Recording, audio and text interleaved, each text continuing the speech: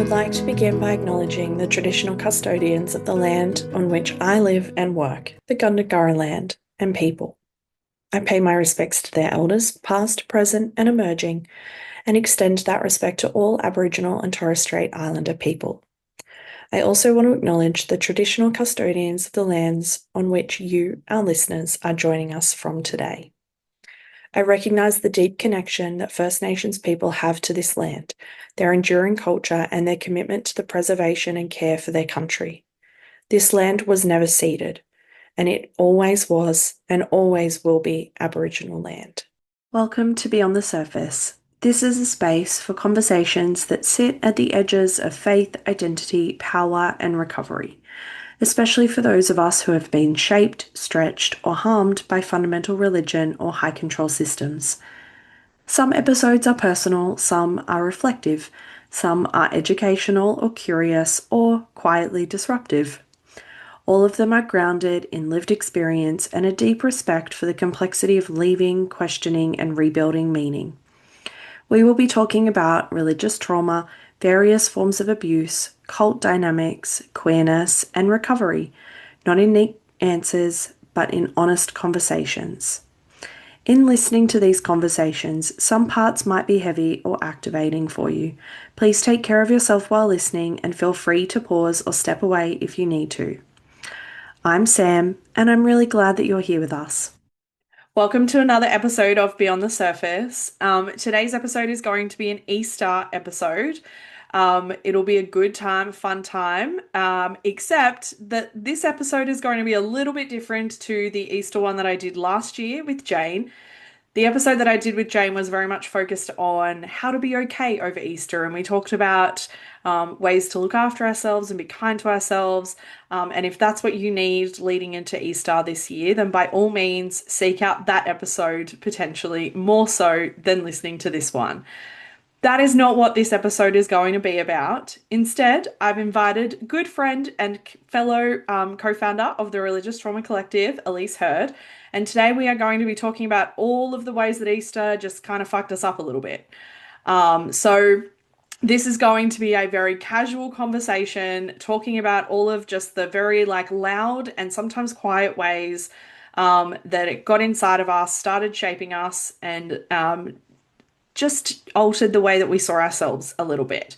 It is not a coping guide kind of episode. We hope that it will fall as a way to feel reassured and validated that you are not alone in feeling a little bit fucked up over Easter, and potentially all of the ways that we would like to throw it into a metaphorical bonfire. So welcome, Elise.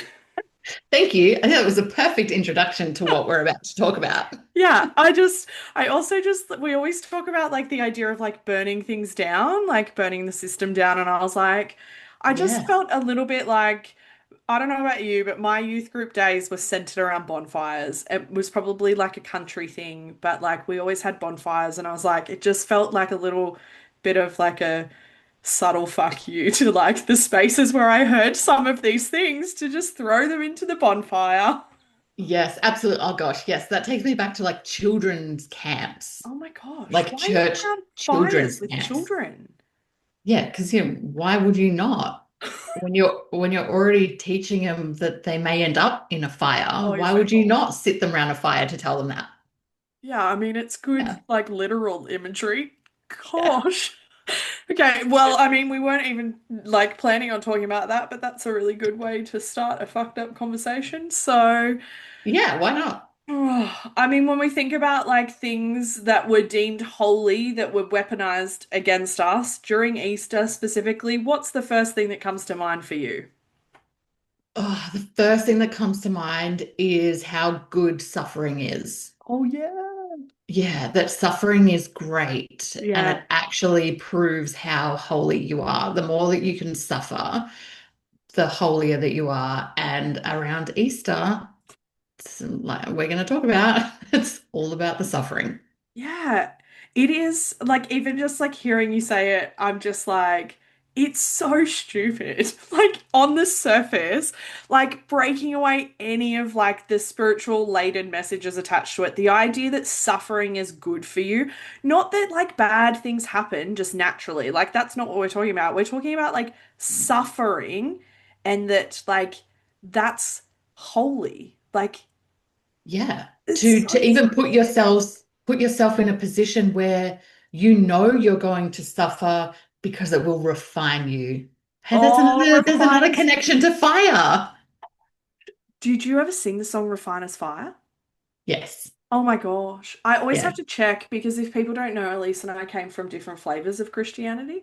So, like, I came from the hymn flavor and you came from the Hillsong flavor. So, Yeah. I Yes. mean, I did Although we spend, did love a couple of hymns, which we'll talk about. yes. I mean, I did spend like a good, like, chunk of time at the end of my, like, faith journey. I hate the word journey, in Pentecostalism. But the chunk of my time was very much like a keyboard and a hymn and I was usually the one singing them, so that's fun. I think the first thing I wasn't really sure where to bring this into the conversation because it kind of is just like the whole conversation. But when I think of Holy Weapon, the first thing that came to mind was the Passion of the Christ. Like Oh, yeah. and how it was weaponized, but also just seen as like the be and all of Easter content to just like and to show children and teenagers and to just like build that into the way that you talked about it. I've seen it a handful of times because and I was supposed to watch it every year and the years that I did I was like it's just manipulating guilt into your system. Mhm. I'm assuming it was a pretty hefty part of your Easter also. Yeah, absolutely. We were also encouraged to watch it often to Yeah. remind ourselves of what was done on our behalf that we deserved but didn't get. Mhm.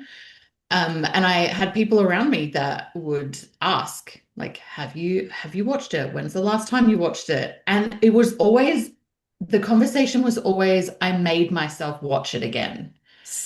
And so it's not like anyone was going, I love watching this. This is a really beautiful movie and Yeah. depiction of love. It's like you had to make yourself watch it. Yeah. And that was as adults. And they would then be having their kids watch it with them. And it's a Mhm. extremely like take all the manipulation out of it, Mm. which is the main part, but it's also very graphic. Hugely. A show like you would not be getting your children to watch any other movie that is that graphic, except that this was okay because this was about God.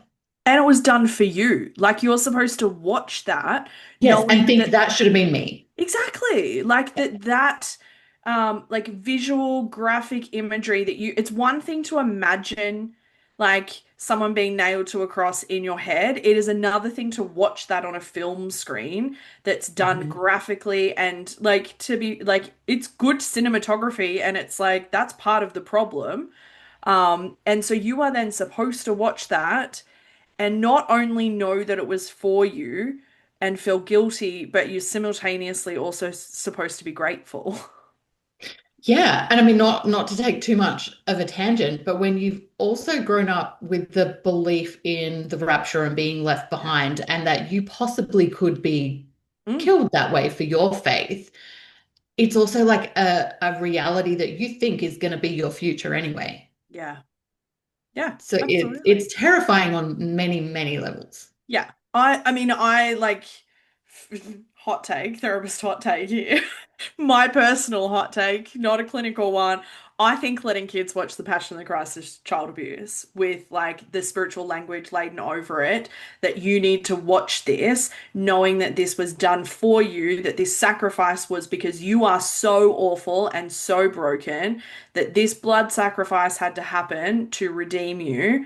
I don't think that there is any way that that lands other than fear, shame, guilt, manipulation in a child who is like developmentally not able to understand that this is just a movie.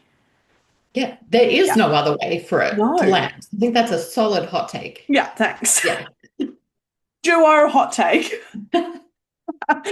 I mean, like, how does it sit with you in terms of like something that was like me that used to be meaningful that is now manipulative? Because I think we both sit on the side that the Easter narrative and story and the symbolism of Easter has got an inherent manipulation attached to it.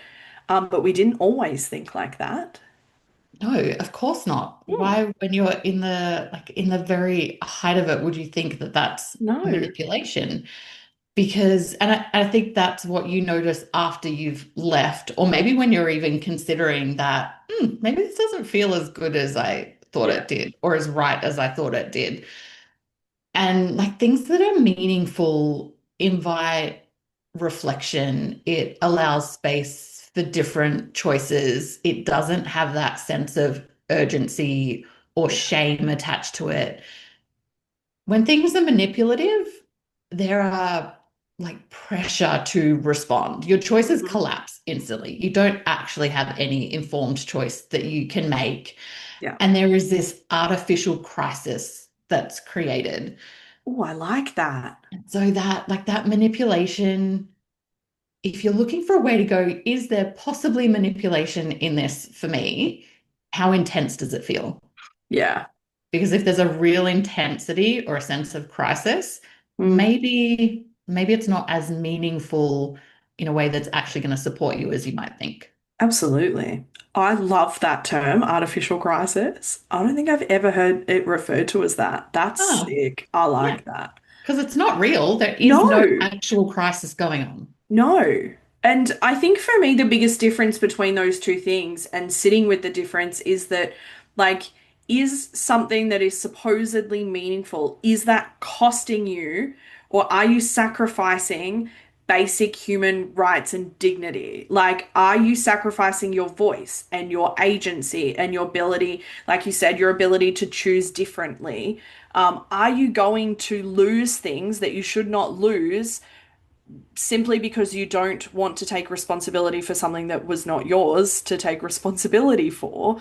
Um, I'm curious how you think about it. Like, how do you sit with the fact that, like, those times were meaningful for you, though? Like, because I look back and Easter was a shit storm for me because it was just the time where I would manufacture like emotion that I didn't like I would sometimes feel, but you just had to turn the volume up at Easter because it was the time. It's like the big moment of the year.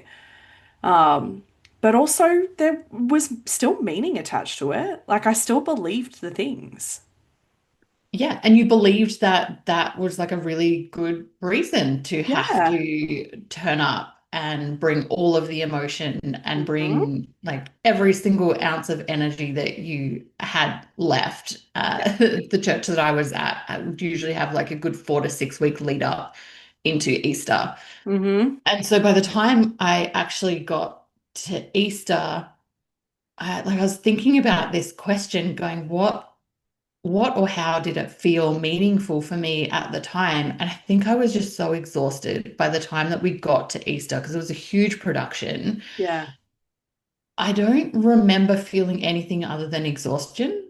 Yeah. I think it felt meaningful in the sense that I would be sitting in meetings and there would be a lot of emotion, a lot of like very, very somber uh, Mm.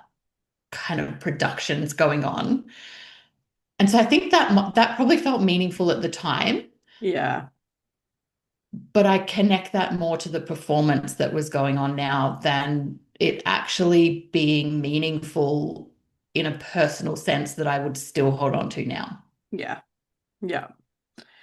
And I think while you're in it, it just is like so normal. Like, was Yeah. there a moment for you, or was it just like pretty slow? Because I think for me, it happened quite slowly over a bit of time where like it was normal and then it's anything but normal. Yeah, there was not just one moment for me Yeah. either. It was a period of time. And I think for me, I was kind of that maybe 9 to 12 months where it was really unraveling. Mm. that kind of landed over the Easter period. So I was already really starting to question. And I think it was that depiction of Easter and what that felt like that kind of solidified for me, oh, this is horrible. Yeah. Like, this is actually really dangerous to be teaching adults, let alone kids and teenagers, this message. Mm. Yes, it was slow, but when you see it, like you really see it. Yeah, you can't not see it, I think. Yeah. Like, and I think it took me, I'm just thinking, I heard you say like 9 to 12 months, and I was like, fuck, I think we could double that for me. I think it took far longer. And also just because like I was so disconnected from myself that it didn't occur to me why I would just feel anxious and nauseous and off every April. And like, it just didn't occur to me. And I still don't love Easter. I like we as we sort of drive in and out of our town, there is like one of the churches that puts like a giant cross on the side of the road draped in like purple robes and all of that sort of thing. And I still like cringe for a moment when I see it. Mhm. Um, because, and to be fair, I think I always will, and that's okay. Like, I think not having a reaction to it is like not the goal for me. But yeah, it's Easter is complicated and messy, and I think it's one of the things that takes the longest to unravel. Yeah. And I had been questioning for a few years. Yeah. Okay, And that as makes me we feel better. know, Thanks. like Christmas, yeah, Christmas too, but Easter Yeah. really Yeah. is like the center of this is what our whole faith and belief system Yeah. is based on. Yeah. And so it was probably one of the last things that I was really able to sit with and unpack Mm. because it's like if this no longer feels right, it's all gone. Like, What oh, else is there that's left? what it felt like. Like Yeah. that's it. Like that's the string that you pull and you cannot like shove it back into the jumper. It Yeah. just doesn't fit. No, absolutely.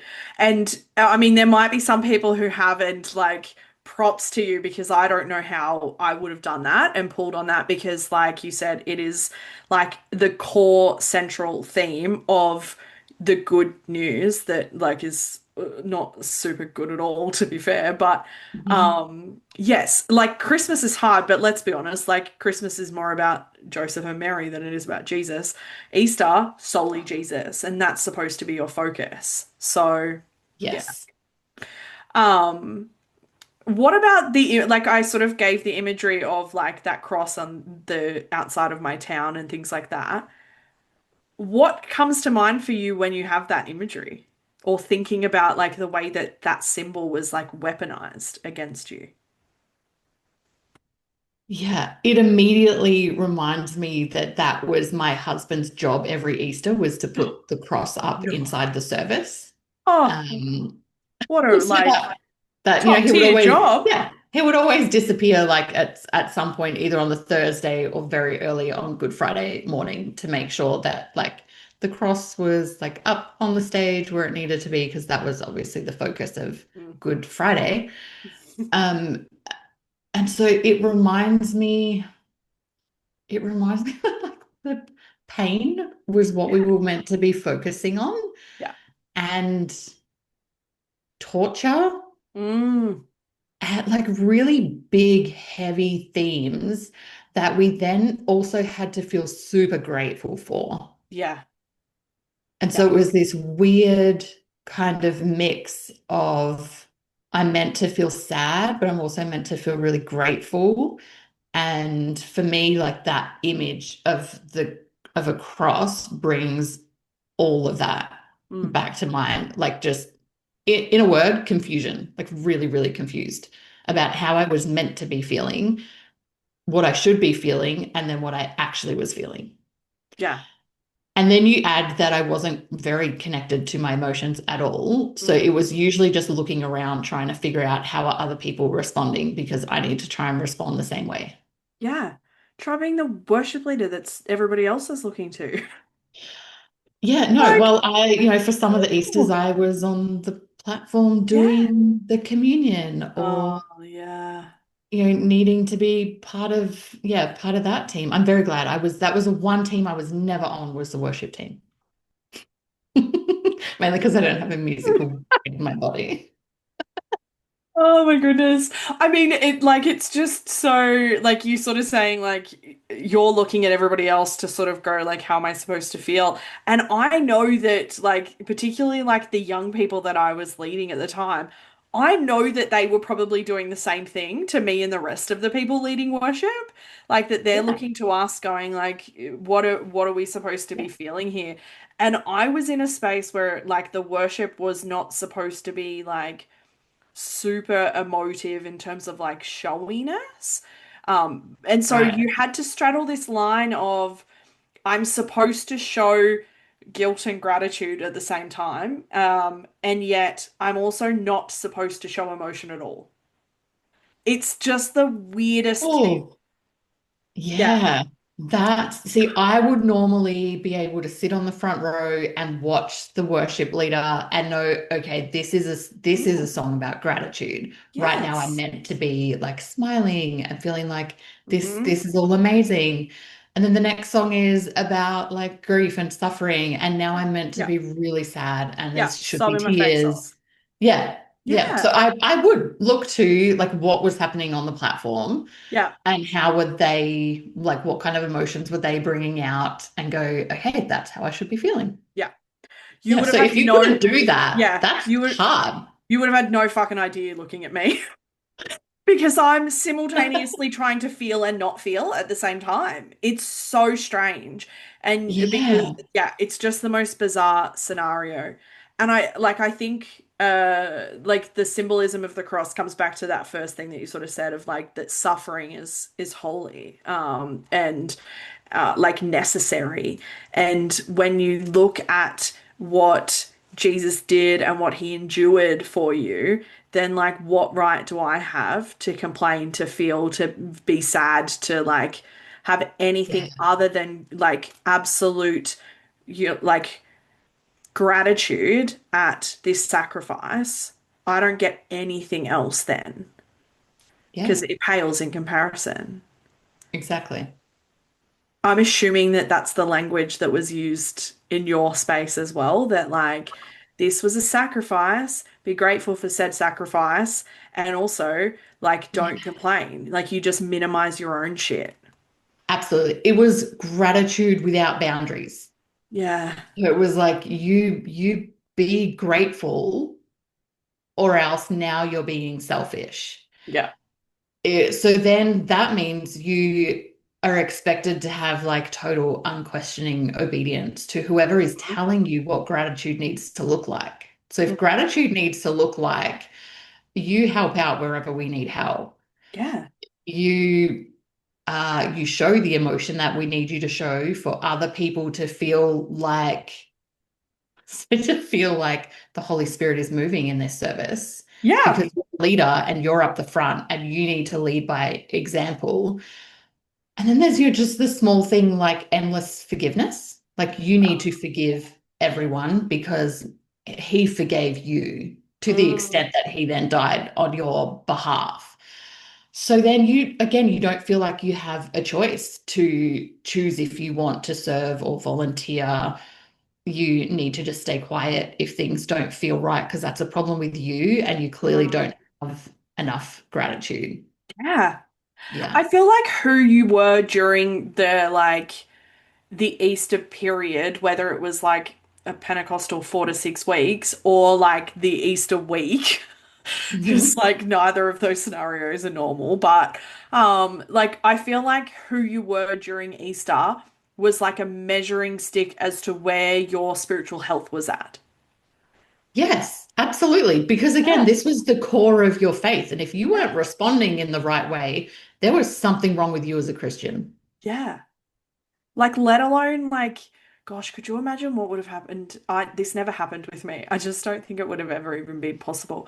Could you imagine ever not going to an Easter service? No, Like I literally just like got chills even thinking about it. I just think no, that that like would not we have weren't ever been allowed to. possible. Even as staff, that was a blackout period. You could not take time Yeah. off. over Easter, if you were a key volunteer, you maybe could take it off if you had a really, really good reason and you had already found replacements for yourself in what you were meant to be doing. But even then, there was the implied, like, are you really serious about your faith if you're not going to be here Yeah. at Easter? We don't care that your family who don't go to church are gathering without you. Like, this is the sacrifice you make because of Mm-hmm. the sacrifice that he made. So Yes. no, I would never imagine not being there and not being there for multiple services on an Easter. So it was, yeah, Good Friday, then Easter Sunday would have multiple services, and then we would try and fit in family stuff around that. Yeah. Yeah. Yeah. I Yeah, but don't no, think, we would not dare not turn no. up. Like, I don't think I would have ever not went to church on an Easter, on like over Easter. I just don't think I can't even fathom a scenario where that would have ever been okay. Yeah. Which Yeah, again, basic human right. yes, because you know that there's going to be some form of punishment Consequence. for it. Yeah, there's a consequence for it. Mhm. Absolutely. Yeah. I think it's just, yeah. So normal. Oh, yeah, totally. Totally normal. Again, we really hope that this episode feels validating for people Yeah. listening. This is the section that like I talk about the most in terms of like the way that Easter like really messed with my head again as a former worship leader. The music just like gets a grip in, and I remember talking to someone about it, and like I talked about it now from like a nervous system perspective in that we use music to like regulate our, it goes straight into our nervous system. It's sensory. And so when we are then singing songs that has language that is shame and manipulation and guilt based, that's like just injecting it straight into your nervous system. It's really fucked up, to be fair. Yeah. Yeah. Yeah. It's just like shame, but in a drip. Yes, Yeah. exactly. Yeah. But I know that like music was not a big part for you. So like how does the music land for you now? Yeah, I feel like it was a big part for me in terms of I was obviously part of a church that was very well known for Oh their yeah. music. So it was always a huge part of every service that I was in, Yeah. especially services that would be more like productions like Easter. Mm, And so it, yeah, it would be really emotional, like heightened emotion, very intense, very much like we were even told how we were like physically meant to be responding to that. yeah. So not just like whether we needed to be seated or standing, which you didn't have a choice, like you had to stand. You did. Yeah. Um, like whether you need to be lifting your hands, and if you're not, what is going on with you? Are you paying attention? Are you actually connecting with God? Hmm. Also knowing that if you were any kind of leader in that space, you were being watched. Yeah. And so the time of like our 20-minute praise and worship set Yeah. would would be, yeah, really emotional. Yeah. And there was just for so many years, I would just connect to the songs and think that it was amazing because I was just like singing the doctrine that I believed and what was truth to me. And when I started to question all of that, I'm like, what am I singing? Yeah. What am I actually saying about myself as a human being? Yeah. And then that got really hard, and it was one of the hardest parts of a service for me to sit in, Mm. even more than sitting through the preaching. So I feel like I could kind of critique that and do that on like a brain level, Yeah. but music gets your whole body, and it was Yes. much harder to kind of dissociate from that. Yeah. And it is, I mean, in the space that you came from, it is designed to get like the way that the whole like 20-minute window is set up, Yeah. the types of songs, the way that the songs are written, the types of like music that is used is designed to conjure a physical response in your body. Yeah. And then you add that we were all in blacked out rooms with Yes, lights. And if it was smoke machine. a really good Sunday, we would have like the fog machine, Yeah, and that's when God really shows up. yeah, it's the Holy Spirit And so it helping you was the get it right. whole environment. And then you add the music to it, Yeah. and it's a whole thing. Absolutely. I mean, I feel like I've got to admit, I fucking loved those 20-minute praise and worship sessions. They were my favorite thing about being a part of a Pentecostal church. There was a few years where I did a double Easter service because I would do the service in my home church that morning, and then a few of us would drive to the good old Balcombe Hills and go to what I know people refer to as the mothership for Easter service that evening. And we loved it because it was so polar opposite to what we came from. Like I was not allowed, like it was not a spoken out loud rule, but in the same way that you said you were being watched, if I lifted my hands during worship in my home church, I would have had someone speak to me afterwards. Why are you drawing attention to you? Like this is not about you. And Okay, so we were being watched for opposite reasons. yes, Yeah. yes. And so I loved going into those spaces because in those spaces it felt like I had less rules than I had in my own church. Yep. Which the irony of that is now not lost on me. But what like just to, reminisce for a little bit, like what music comes to mind? Because I know that I've got like multiple written down here. Yes, you do have a few, and I'll Yeah. probably let you talk about the first one that I had written down, which was "Oh, praise the name," Oh yeah. and that was like done relentlessly. But one that we would do, which might surprise some people if you know where I came from, was we would often go to the good old hymn of "Nothing But the Blood," Mm-hmm.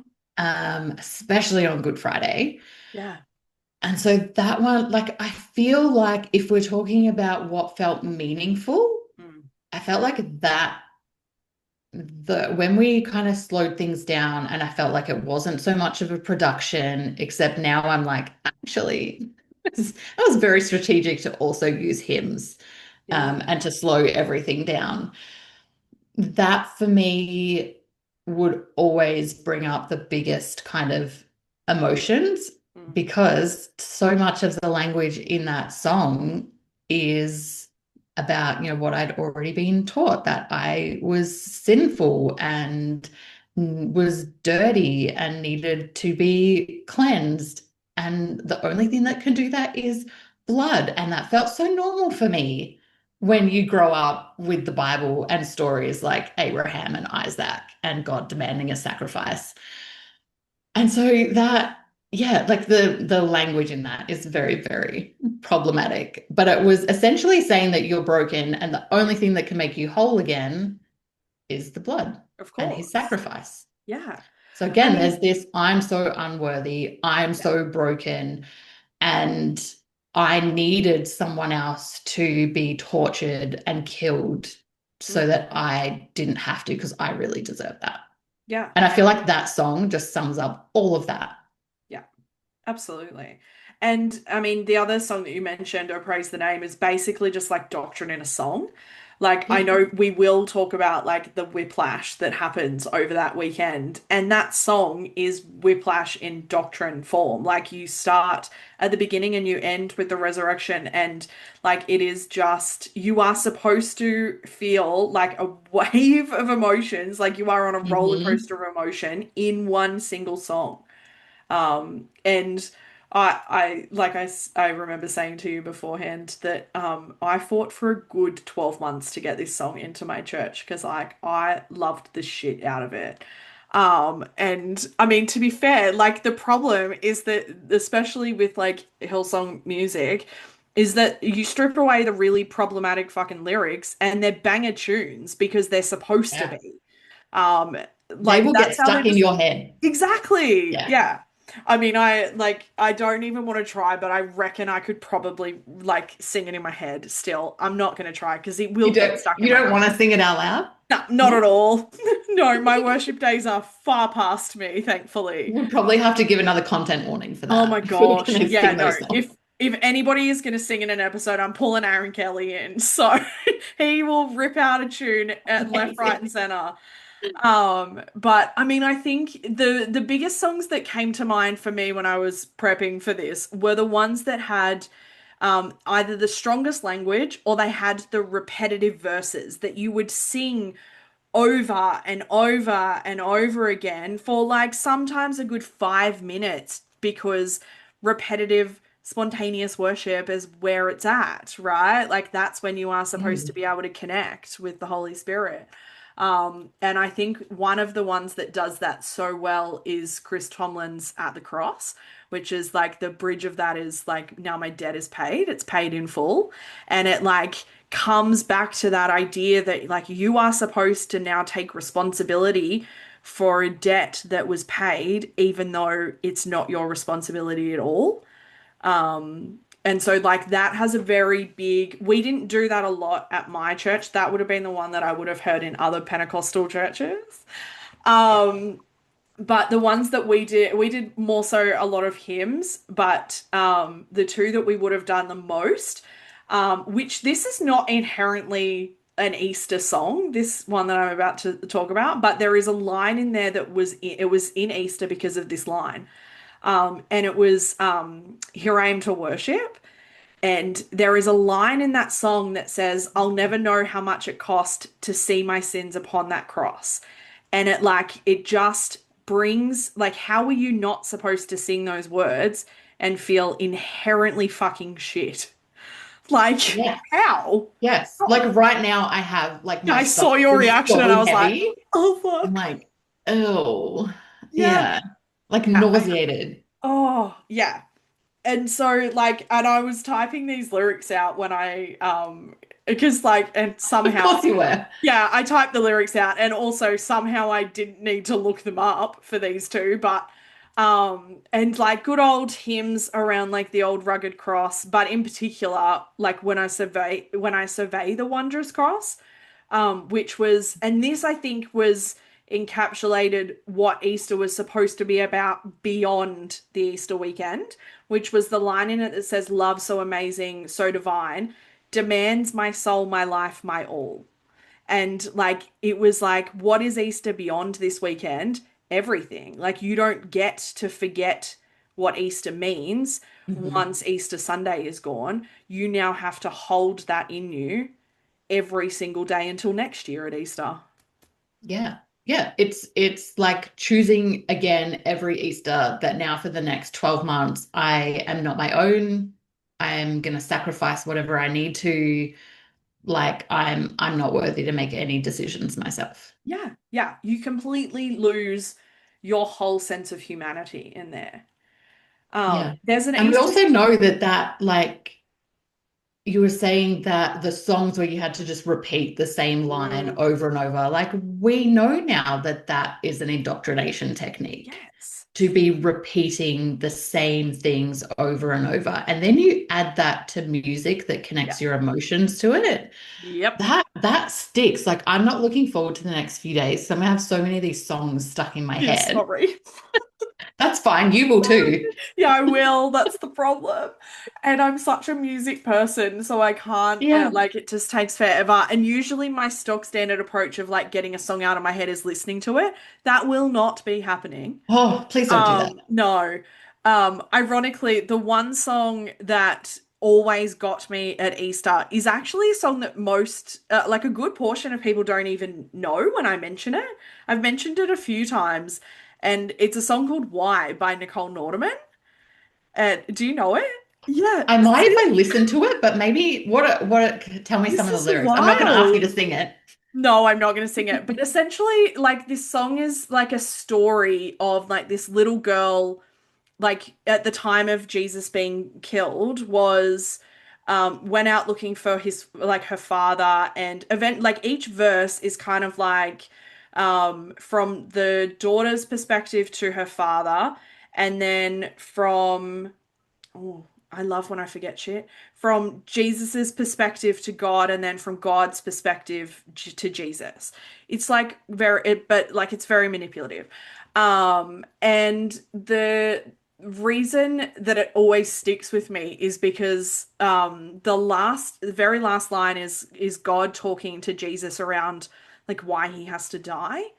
And this little girl is now standing next to her father watching him get nailed to the cross. And he says to Jesus, like, look down below, see that child there? She is why you must die. Like that's the last line. Like it's awful. And I Yeah. laugh because I don't have Mhm. anything else to do with that. Yes. Yeah, I'm even remembering like messages that I would give around the fact that, God knew that he was going to have to sacrifice his child.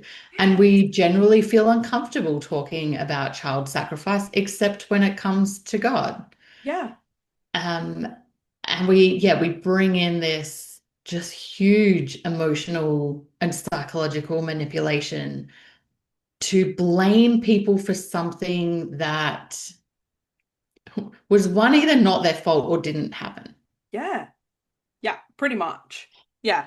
Yeah, like wherever you land in that Yeah. space, either way you're being blamed and it's your fault. Yeah.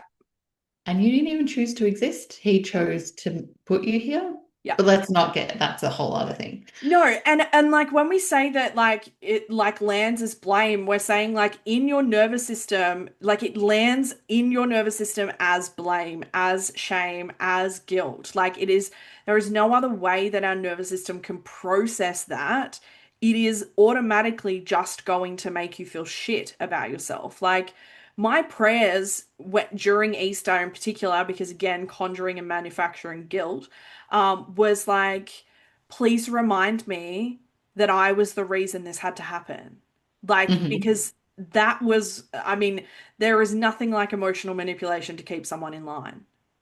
Yeah, absolutely. That and to then keep yourself in line. Yeah. To go, well, I like one of my repeated prayers was show me what I've done wrong that I'm not aware of yet. Yeah. Like that idea of hidden sin, which is why I kept a sin journal for so long, just in case something popped up. Yeah. And I needed to record that so that I could repent. And and I think Easter really brings that time of like intense call to repentance Yes. for anything that you might have done. Even if you're not feeling guilty enough about what happened, you need to repent of that too, because clearly you don't understand Yeah. the magnitude of what has happened.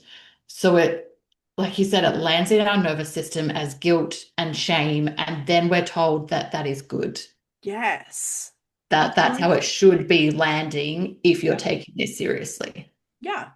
I mean, Easter was like a time of self-examination, essentially. Like you were supposed Yeah. to explore, like that was like other than to be like thankful and grateful for the sacrifice and the resurrection and all of that, it's just a time of self-examination. Like if you come from like I did a few years in Catholic school, like Lent, like it is supposed to be Yeah. like self-examination, self-repentance, like it's your spiritual growth season of the year, essentially. Like, it should be that time where you are almost hyper vigilant about fucking everything that you do because you Mhm. should be.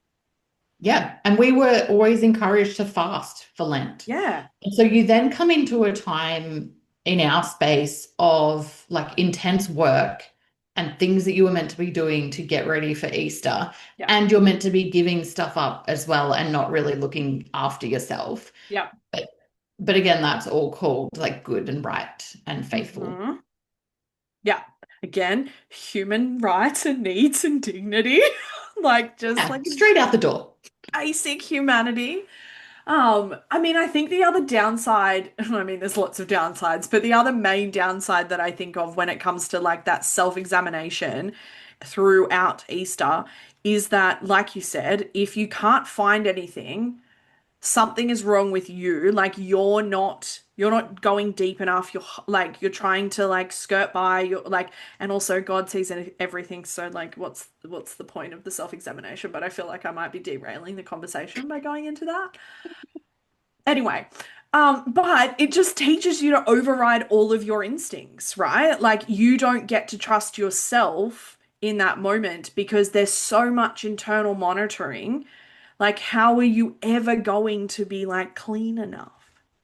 Yeah. Even if you like you come into an Easter service and you feel good about yourself, Who did maybe, that? maybe you rock up and you're like, okay, I've repented enough through Lent. I feel like I'm okay right now. And then immediately you're like, well, I need to repent for that because Yes. I'm fundamentally broken and now I'm prideful because I think I've got it all together. Yeah. So you find something to repent, or if you're in more of a Pentecostal charismatic space, you ask someone else to pray for you and show you what you're missing. Oh, yeah. So then they get to tell you what they think you could be growing in, or where Yeah. your blind spots are, or what they think God is saying that you're missing. Yeah. Nothing like intercessory prayer as a way of power and controlling Yeah, someone.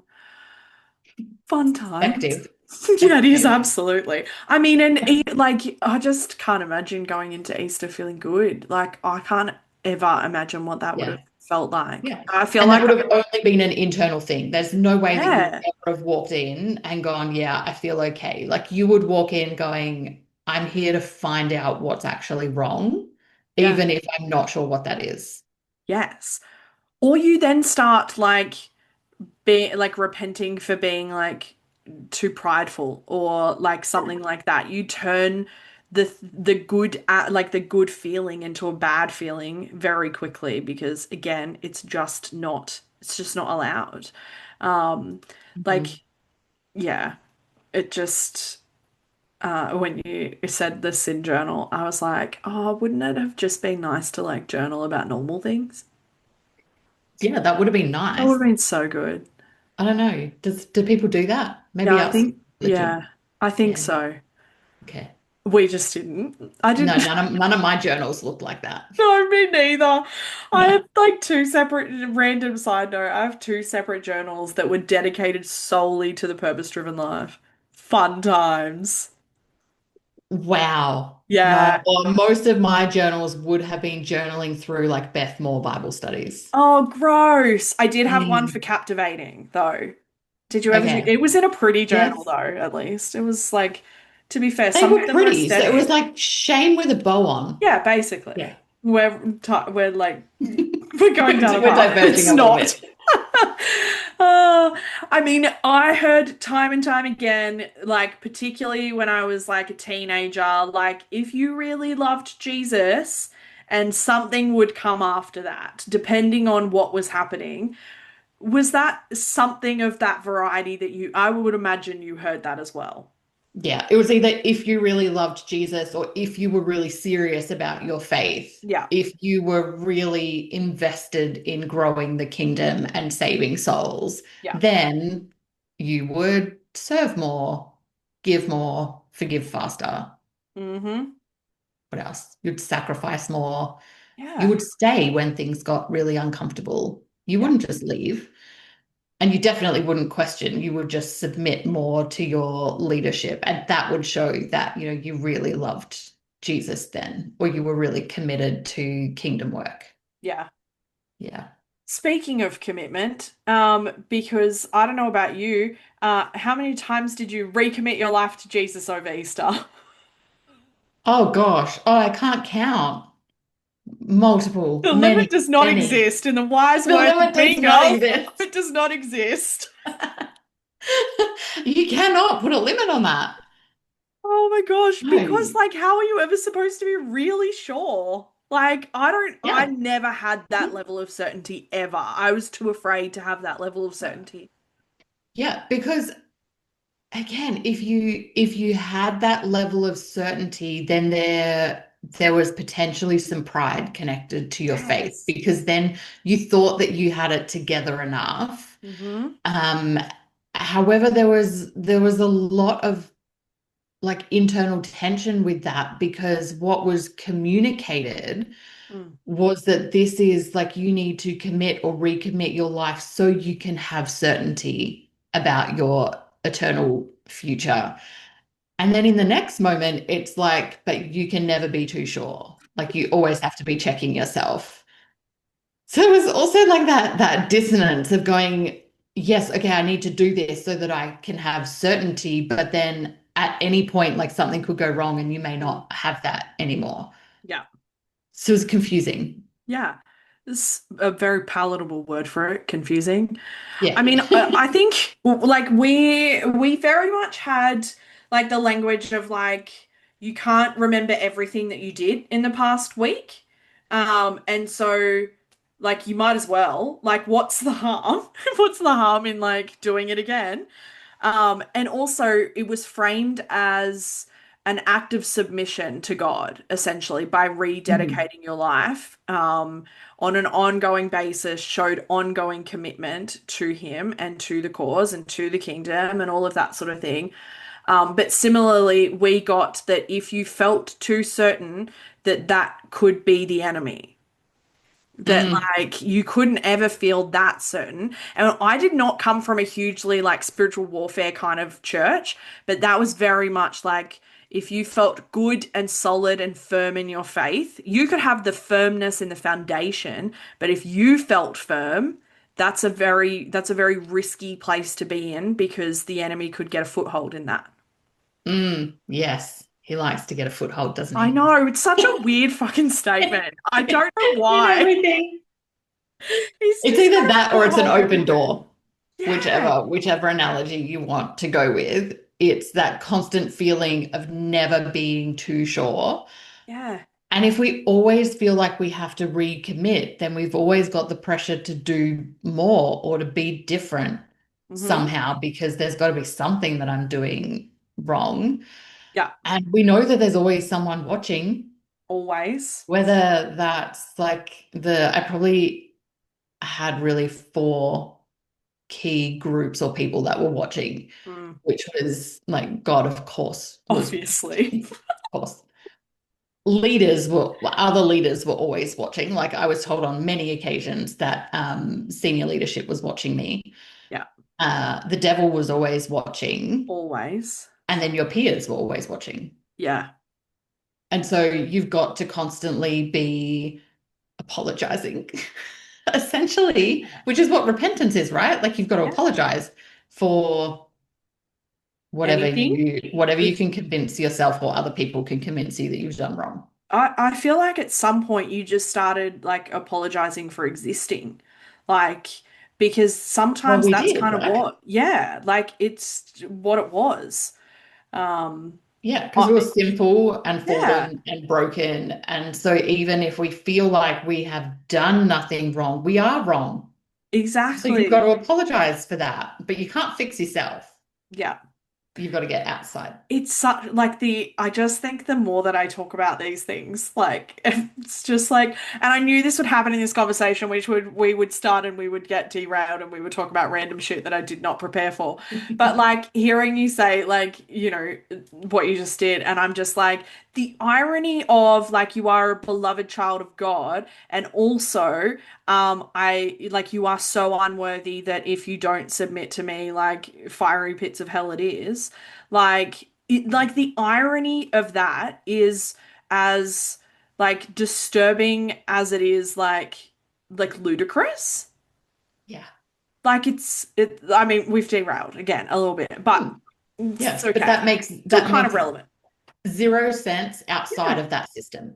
exactly. Yeah, exactly. Yeah. Because Um, no one, well, actually, if someone had said that to their own child, if a yeah, parent said that to their child, I love you so much, but if you ever decide that you don't want to be connected with me anymore, you actually don't just deserve punishment here. yeah, I'm going to make sure that you are punished for all eternity.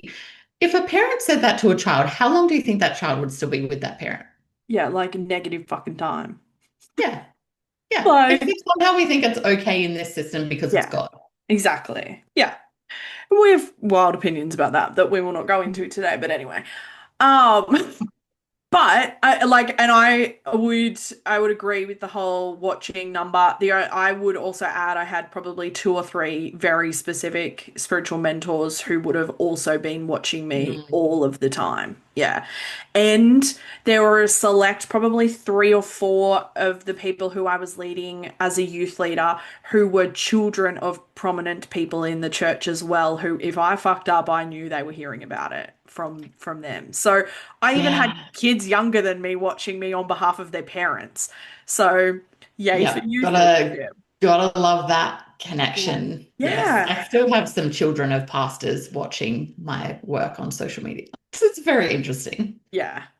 Okay, speaking of commitment, recommitment, Mhm. dedication, all of that language, this is an area that I knew that you would be able to talk about far more than I did because, again, I came from a smallish family-based church where, like, we were encouraged to bring people to Easter service, especially I got a lot of language because my family were not in the church that like it's my responsibility to be ministering to Mm. them and witnessing to them, particularly over Easter.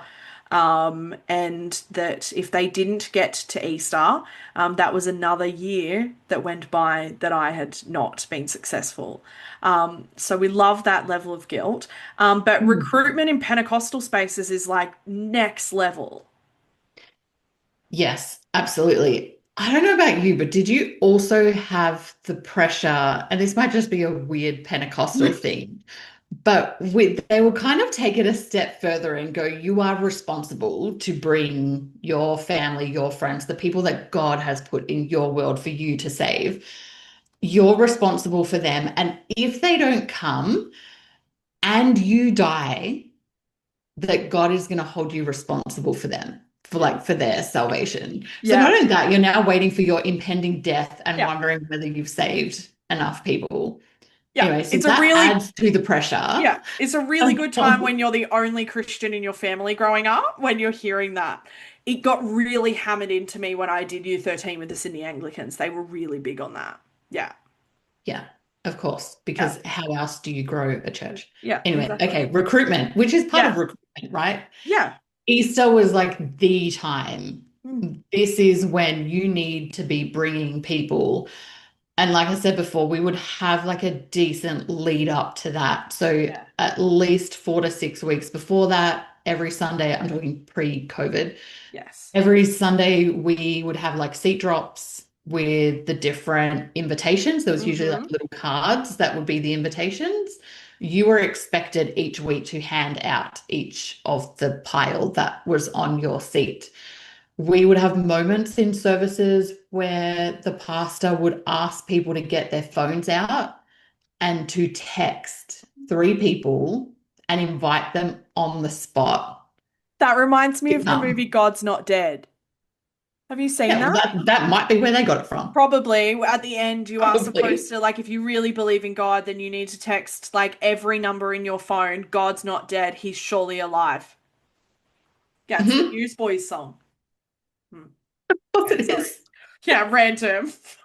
Yes. So you would have to get your phone out. That's And every yeah, time I would panic, I'm like, my relatives that are not coming to church have made it very clear that they don't want to come to church. And yeah. I am not going to be texting them. I would usually like text myself 3 times or do something. But then they would have some of the leaders would start like coming through the service as like a fun moment to go, who did you just invite? Oh my gosh, this is not a Um, Q and A. yes. Jeez. Yeah, if you thought that just turn to your neighbor and say hi was Oh, the worst time in a service, wait until they come and ask you, what did your neighbor just talk to you about? Tell me one thing about them that you didn't know. So you were tested to make sure you were actually doing it. that's like And if Pentecostal you pop didn't, quiz. yes, and if you didn't, you would have been like humiliated Oh my if you didn't gosh. actually do what you were just told to do from the platform. So really targeted campaigns. We had the Cross Equals Love campaign Oh where yeah, we literally had it in skywriting in I everywhere. think 4 or 5 states they were up to where they would Yeah. do the skywriting. Everyone would be encouraged to go take photos, put it on their social media. There was usually like a hashtag for that year.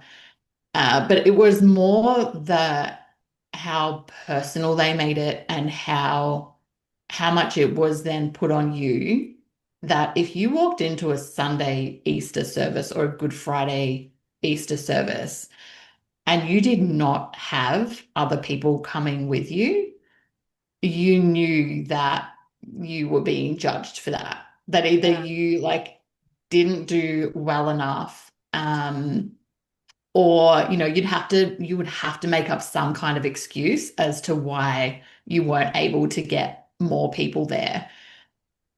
And then they I have to be careful how much I say. And this would then get kind of played out on a staff level of Mm. numbers, attendance. Yeah.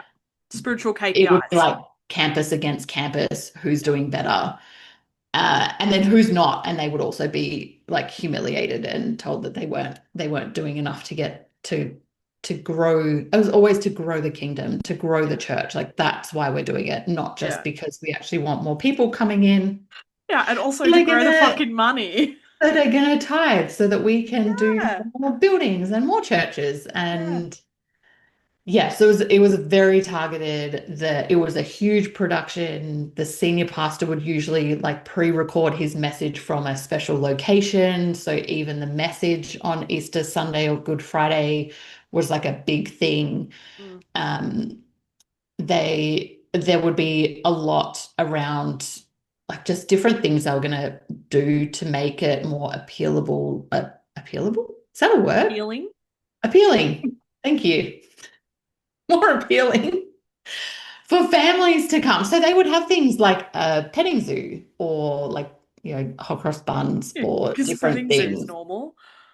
Yeah, like why would you not have a Oh. petting zoo? Because if you can get the kids to come, you can get their Yes. parents to come. Yeah. Which was not just a subtle thing, like that was said, like Mm. make sure your children are also inviting their school friends because if they come, their parents are going to have to come with them. So it's very strategic campaigns, strategic productions on the actual day, and then like big emotional appeals for people to give their life to Jesus. Yeah. Um, to take a Bible to get people's details so that they could then be followed up. Um, yeah, it was a huge thing, which is why I say by the time I got to Easter, I was exhausted. Yeah, I mean, I don't blame you. I think a lot of people don't actually realize like just how strategic it is. Like, I mean, even like Yeah, the Pentecostal pop quiz is even new to me. But like I knew all about like essentially the equivalent of like spiritual KPIs and things like that in Pentecostal spaces. But I think a lot of people don't necessarily see like they see the big, shiny, emotionally charged production and I mean to be fair, like they're pretty fucking good productions. I mean and like they are. I'll give Yeah. them credit. Like they put on a good show. Meaning behind the show is pretty shitty, but the show itself great. Top notch. Yeah, so yeah. But I don't think a lot of people see beyond that because they don't see the strategic, they just see it as like this really beautiful sacred service and they don't actually see all the strategy behind it. And so I think it's kind of like the equivalent of like seeing behind, it's like the Wizard of Oz, seeing like behind the curtain. Yeah, and sometimes they would be really open about telling the congregation like the next week we had like this many hundred people come to our service. Mm. And so it wasn't even that they were trying to hide the KPIs that they were trying to reach. It was then the language that they wrapped around that, which was see what God did. God is Exactly. bringing people into our kingdom. Whenever Yeah. they got any kind of pushback on, but it's about the numbers. It was always no, we track the numbers to be able to look after health and so it was very like gaslighty the way that they would explain why they did KPIs. Yeah, but very, very strategic, Yeah. very purposeful, every single thing that was done around Easter. Yeah. Okay, let's talk about the emotional whiplash between Good Friday and Easter Sunday because we sort of like Mhm. mentioned it way back when we were talking about Oh Praise the Name, which is absolutely still in my head. Thank you. Um, but like the emotional like roller coaster that is Easter is like wild. Like even just the Mhm. language that like Good Friday like is attached to what Good Friday represents. Like what do you remember? And this is I remember writing this question and I was like I don't even know if I would know how to answer this because like you were only just ever supposed to feel like really, really fucking awful about yourself, but also grateful at the same time. But what was Good Friday like for you? Yeah, Good Friday was always much more somber, Mm. quiet, um, That's the reflective. reflective. Yeah, it's the Yeah. reflective portion. So you would come in and it was generally for us it was a communion service. Yeah. So they were like I can still picture it. They would always have a long table on the stage with all like the communion Mm. set out, like the Last Supper kind of Yeah. scene. And then yeah, there would be a like a big emotional message around communion, but it was always this sense of this is really serious Mm. and like this is not a fun time. This is to remember everything. But then there would be little moments of, but Sunday is coming. Yes. And Just so wait. like make sure you're back here on Sunday Yeah. because, you know, this is not where the story ends. Yeah. And so there was already that kind of indication that the whiplash was coming. And it was Yeah. just 2 days. That's it. But we also had a lot around Silent Saturday. And Ah. so that kind of in between. So even when you weren't in a service, it was expected that like on the Saturday would also be a really Oh, yeah. reflective time. Yeah. Yes, it was heavy. Like Good Friday just felt heavy and dark and reflective.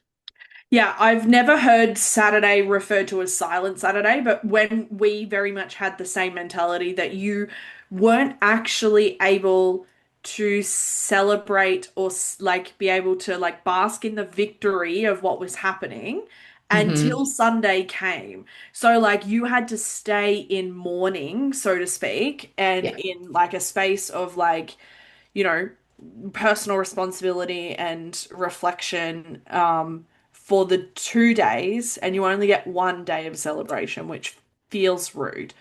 Um, It does feel rude. but like just that transition from like sitting in like the weight of like brutality and death and sin, and again, Mhm. like conjuring all of that imagery through music, through like visuals and movies and things that you would watch in church, to then like 2 days later, you're now like in victory and celebration. And there's like, if I mean, at your church, there would have probably been fucking confetti. So, Yeah, yeah, literally confetti guns. Yeah. yeah. So, like, the polarization of those two extremity emotions, like, we're not like built for that. Like, we are not supposed to be able to feel that in the extremity way that we were supposed to every single Yeah. year. Yeah. Yeah. And and again, I wonder if it was kind of just so expected that people would not meant to process emotion. Like they were, that was not okay. So of course you should be able to feel really sad and guilty and shameful one day, and then 2 days later you should be over that. Like you Yeah. should now be ready to celebrate because this is now the new reality. Yeah. So that like there's no time to even sit with how you were really feeling or process it or integrate it before you completely switch and now it's a party. Yeah. Absolutely. And so then, like, I mean, what were you taught about, like, in terms of if you were experiencing, like, oh, I don't know, just like real human emotions as someone existing in life? Like, I imagine you probably were taught much the same as me, which is like, squash it down, this is not about you. And so you just learn to override the actual feelings that you are experiencing. Like, I don't know, if you had like a fight with your parents or with a friend or just like normal human experiences, and then you had to conjure like other emotions over Good Friday. And then because of the way the weekend goes, you then have to suppress those emotions and feel completely different ones by Easter Sunday. Yeah, it's not fun. It's Um, ridiculous. and you like Easter as it is can be a really tricky time just with family and general Yes. life stuff. And very similar to you. So you would show up, and if you were not, especially on the Sunday, if you were Yeah. not ready to celebrate and have all the hype and be like completely euphoric, basically, you were kind of allowed to feel a little bit of the grief from Friday, but only as long as it intensified the joy for Sunday. Mm, So you could kind of have a little bit of a reflective moment, but only if it was going to benefit how you were yeah. expected to feel for a majority of the time. And don't even bring in the fact that something's going on in your personal world, because, like, how dare you? This is not about you, and Yeah. you just need to have more faith and trust that God's going to take care of that. Like, you're Yes. here to focus on Him, Yeah. not on you. Yeah. Unless it's something, unless it's something that you need to confess, in which case, go for your life. Oh, yeah, then you can. Yes, Yes, then because you then can you bring need it to in. repent in case you get hit by a bus when you leave the Yeah. service. Yeah. Exactly. Yeah. I didn't actually like fair warning, this is not in what I sent you, but it just made me think because like when you would walk in on Easter Sunday, like the stock standard response was like either oh happy day or like God is good, essentially. Like that was, and if you didn't have the right response, and if you don't know what the right response to that is, then we had very different upbringings because Yeah. All that the was, time. yes, All the exactly. time, God is good. Exactly. Yes. I'm so Yeah. glad you finished that sentence. But I mean, the flip side of that is that, and I don't know about you because like it might not have been the same, but social media was a time at Easter because like you Mm. were being watched in person at Easter services, but also if you didn't, well, if I didn't post something on social media about Good Friday and about Easter Sunday, then like was I really experiencing the wealth of emotion that I was supposed to? And did I really care about growing the kingdom of God? Because Yeah, like because if you social really media, cared, yeah, it would be on your social media yeah, again, so that you could influence other people to be able to see that and potentially come to a service. Or, yeah, like, it was another part of the recruitment was, if this is not your center of focus for every part of your life, yeah, again, like, let's repent yeah. because something's gone wrong. Social media ministry. Yeah. And I mean, that, like, that also was part of the surveillance, was Yeah, watching, how are you speaking on social media? How are you talking about events that are coming up? Are you talking about them enough? yeah. Um, I yeah. remember I posted a like it was just a photo that I took on Easter Sunday morning before I went to church, and it wasn't even in the I wasn't in the outfit I was wearing to church because I knew that I wouldn't be able to wear said outfit to church. It had shoestring straps. Um Oh, yeah, that's a yeah, no-no. no, not at all. But I took the photo because like it was a warm day and I was at home and it was beforehand. And I actually think I took the photo on the Saturday, but I posted it on the Sunday. And I remember I wrote this beautiful reflective caption that went with this post. And I still had someone say that I needed to change the photo with the post because it was a confusing representation of of like ministering to people because I was wearing something that was not modest, and yet I was talking about the good news of the Lord. And I was like, Oh, really? Also, I just looked really good in that photo, so I was really mad. yes. Why would you want to take that down? I didn't. I didn't take How it did down. you, how do you find Easter now with Facebook memories? Oh, for probably a few years, I was really like specific at looking at my Facebook memories in general, because my social media ministry didn't like was not solely focused on Easter. It was an all year round job for me. Oh yeah, of course it should be. Yes, Good, absolutely. faithful Christian. Yeah. Fight the good fight. But for a good few years, I would look at it and it would be either cringeworthy or like it would be like disturbing or something like Mhm. that. And now I don't look at it as much. Sometimes if I feel like if I need a giggle, because some of the things that I said were just like disgustingly cringe. I don't usually look at it at Easter. And I don't usually look at it in the 12 days before Christmas because I used to post the biblical 12-day Advent that I would do every year. And so they're the two times that I very strategically don't look at my Facebook memories because it's not a fun time. Yeah. Um, When and we're already feeling like yeah, remembering that in our body, we yeah, don't always need additional reminders of what no. that felt like. No, not at all. And I think it's sometimes I find that hard because it reminds me of there were parts of Easter that were lovely. Like it was the Mhm. time of the year where other than Christmas, but probably more so actually, because everybody kind of just does their own family stuff at Christmas.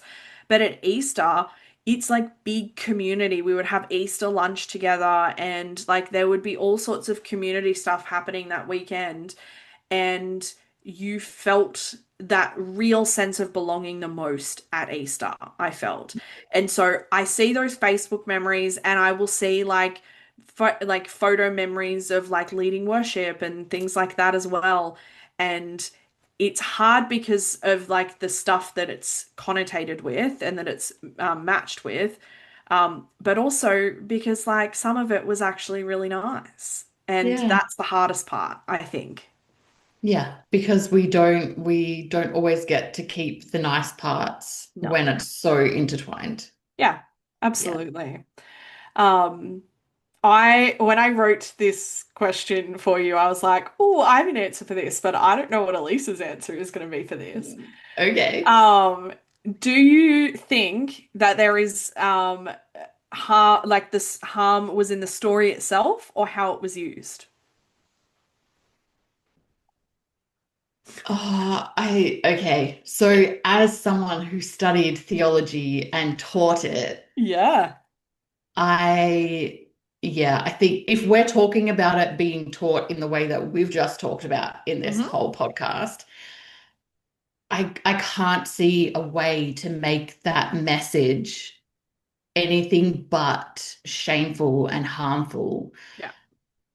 And so I think it's the message itself that is harmful. And when it is like weaponized very strategically, Mm. it just does so much damage. But I can't see how you don't weaponize a message like that. No.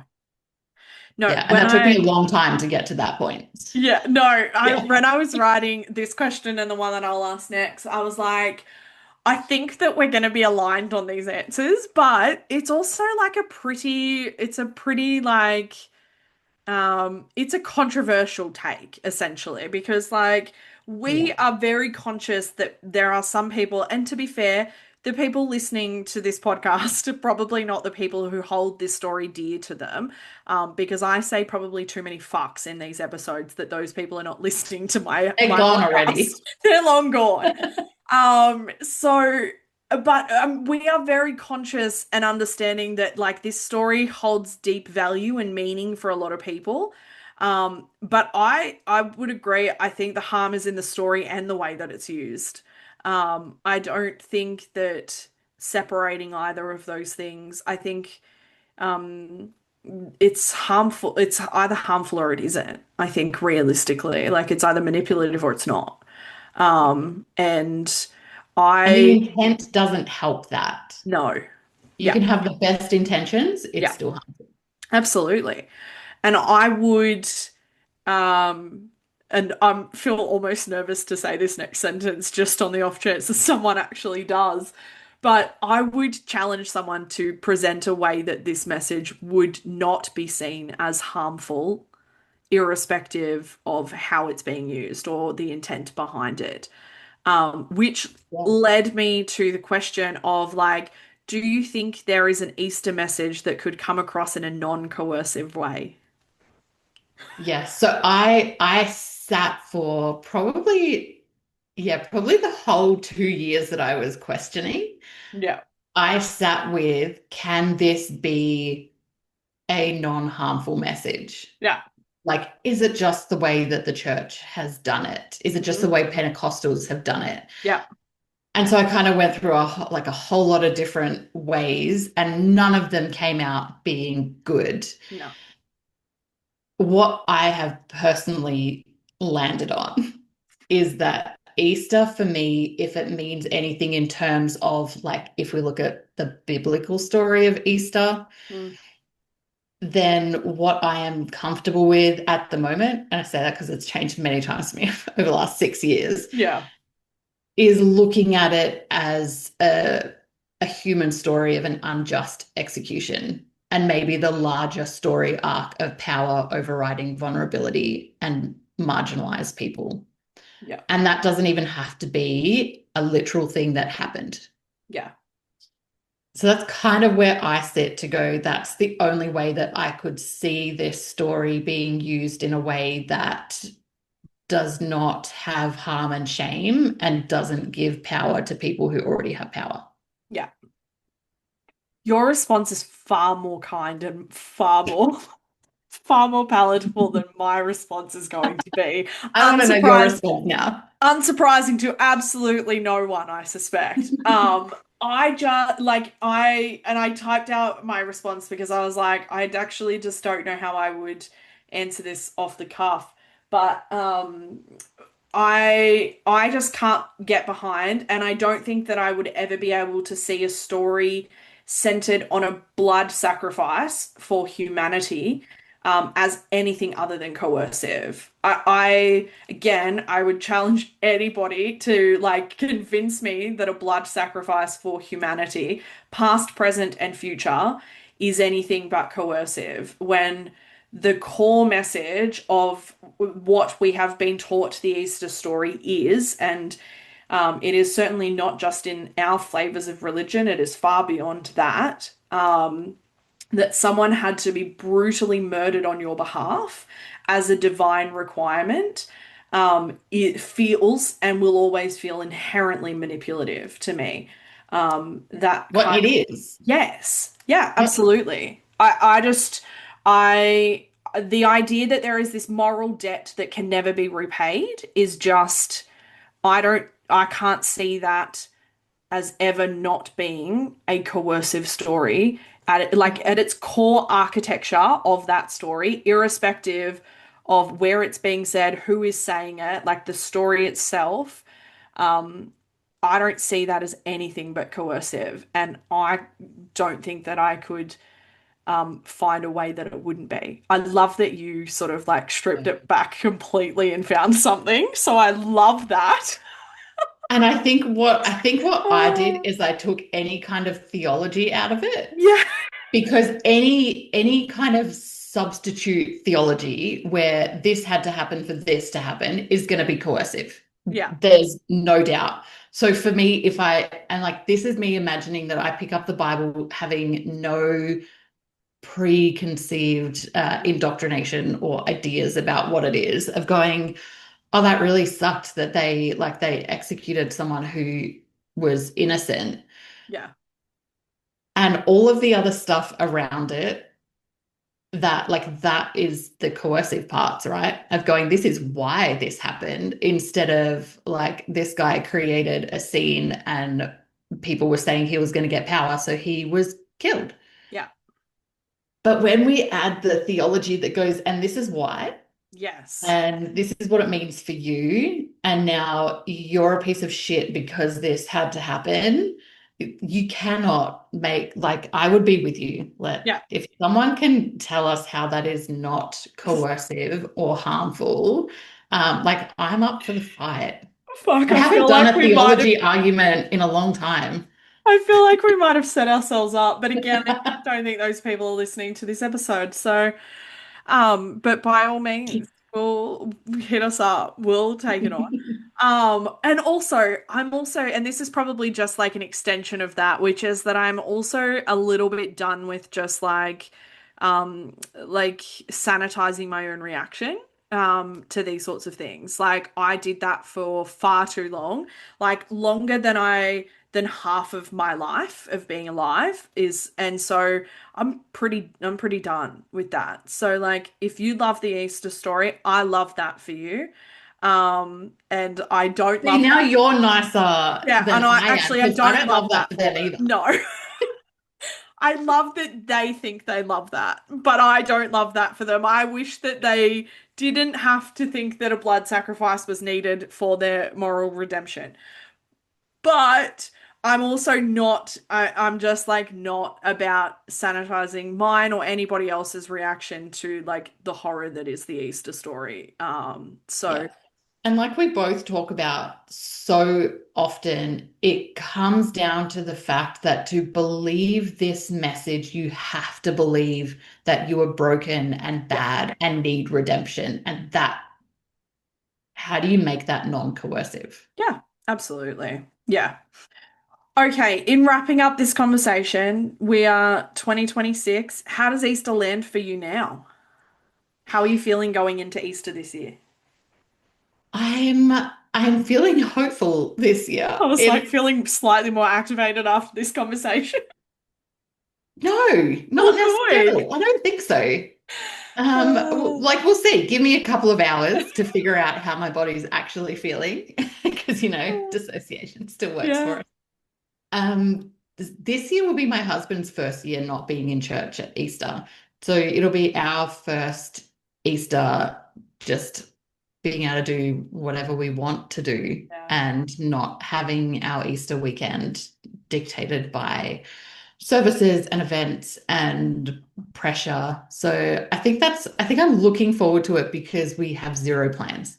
Amazing. And that's nice. And if I That's want nice. to just work or study or sit down and do Lego or read a book, I can. And I can do that with like zero guilt. Nice. Yeah, that's nice. Yeah. Yeah, I think I'm Guilt-free looking forward to Easter. Easter. I'm also going to avoid my Facebook memories. So that's Yeah. good advice. Yeah, same. I typically dread Easter every year. It's not a time, even if I don't leave the house and see any sort of like paraphernalia around, I typically just and people who understand trauma will like understand like trauma memory irrespective of like you don't always need a visual trigger. And so I typically don't love Easter anyway. I kind of dread going into it. But this year, the two main things that are going to center, ironically, my Good Friday and Easter Sunday, which just feels really lovely, Wow. is that on Good Friday, I'm going to be recording with one of my favorite women about Christian fundamentalism, which sounds like a really great way to spend my Good Friday. Wow. And Yep. then on my Easter Sunday, I'm going to be doing a spicy book club, which also sounds really great. So, Yes, it does, because I'll be there. exactly. Yeah. So, I love that, like, not only am I not doing the things that I would have always done, I'm also not just sitting around, like, trying not to feel shitty about Easter or, like, like just trying to like regulate and ground and be okay with like I don't need to feel guilty anymore. I don't need to feel any of these things and like reframing it. I'm actively doing the opposite of what I would have always done, which kind of just feels like a giant fuck you to Easter this year, which kind of feels good. Yeah, and it kind of sounds not as exhausting as sitting around trying to ground and be okay. No, not at all. It's great. Yeah. So that's going to Good. be a good time. And also an abundance of chocolate and hot cross buns, as usual. Yes. They're your Yes to hot favorite. cross buns, as we know. Oh, Okay, I hope other people have landed with the end of this conversation in a place of validation and not activation. But I hope that in any sense that people feel heard in just how we were all a little bit fucked up over Easter. It is not just you. We are all there with you.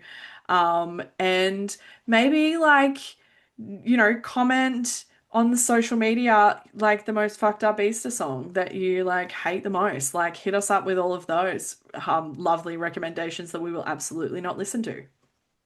Thanks for joining me, Elise. Thank you.